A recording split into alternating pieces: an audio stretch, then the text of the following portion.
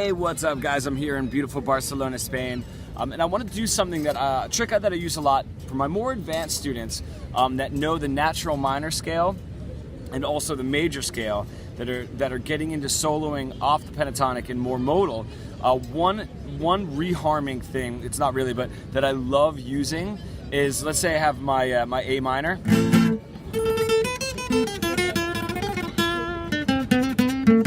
I love throwing in the relative major, which would be C, the relative major's major 7 arpeggio. So,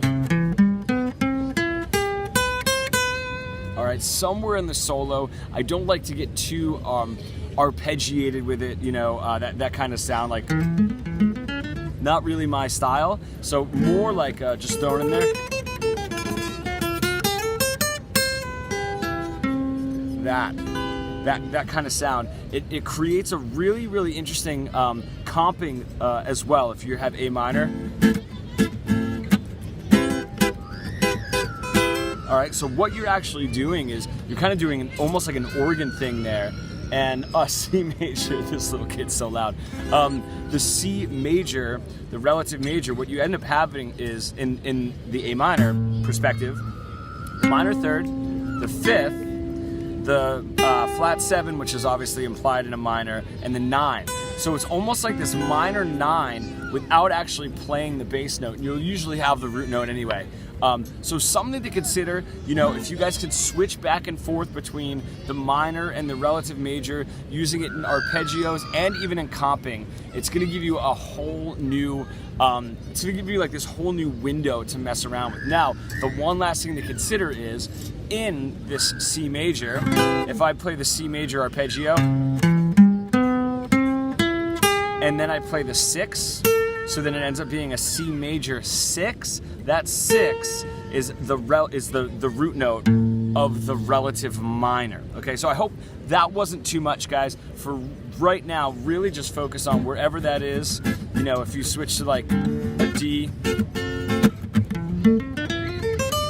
like I love doing that. It's just over a D minor.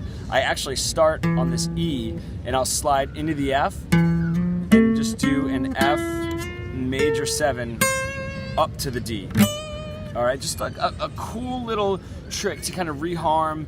Great for solos, great for comping. You know, I love doing this chord form as well.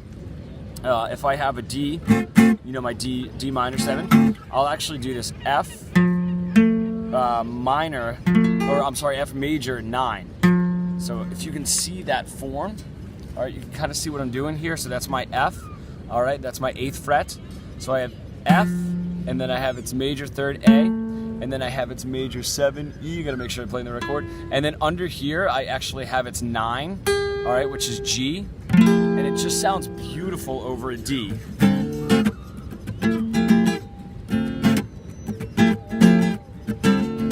And then if I take that form, and then I move it, and I take that pinky, and I bar with my first finger, and I move this down. Now what you actually have is F, A, D, so you're now back to that D a little bit more, and then you have your G here.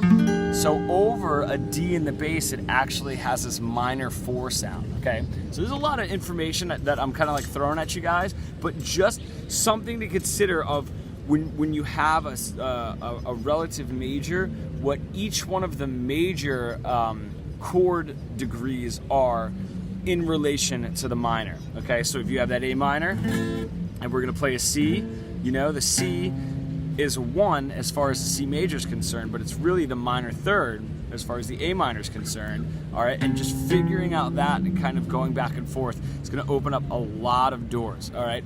A lot of information. Go back and kind of regroup that, see if you can figure it out in a few different positions, where you like using it, how you like to use it. Those are specifically the tricks that I do. And let me know how that goes, guys.